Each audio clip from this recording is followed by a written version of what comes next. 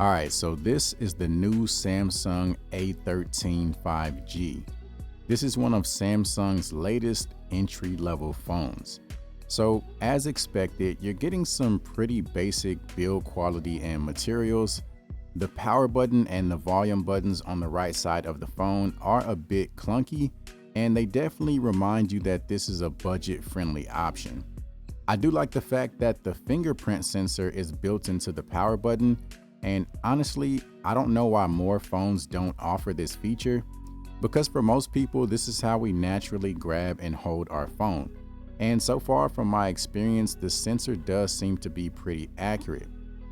Much of the world has transitioned over to wireless audio, but this phone does have an audio jack if you prefer wired listening. The A13 5G features a 6.5-inch LCD display with an 81% screen-to-body ratio. So you are getting some fairly thick bezels along with a teardrop selfie camera. It features a 720p resolution and a 90Hz refresh rate, which is nice because many budget phones max out at 60Hz. So despite only having a 720p image, the overall picture quality is pretty respectable. You're not getting HDR support or the ability to adjust the colors, but those aren't really features that I would expect from this phone. The A13 5G comes equipped with a MediaTek Dimensity 700 chip, along with 4GB of RAM, which will give you some fair performance as far as multitasking and casual gaming. In terms of storage, we're looking at a total of 64GB, and the good news is that it's expandable up to 1TB with the use of a micro SD card.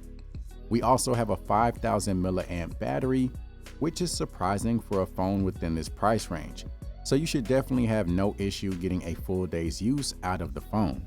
When it comes time to recharge, the A13 5G does support 15-watt fast charging.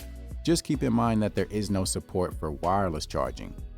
The main thing that really impresses me about this phone is the performance of the rear cameras. So we have a triple camera setup featuring a 50-megapixel main camera, a 2-megapixel macro camera, and a 2-megapixel depth sensor.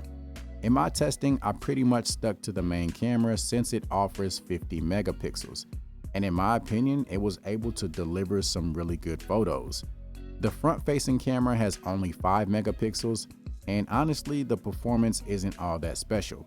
As far as video, the A13 5G maxes out at 1080p, 30 frames per second. So let's go ahead and take a look at some photos and videos that I was able to capture.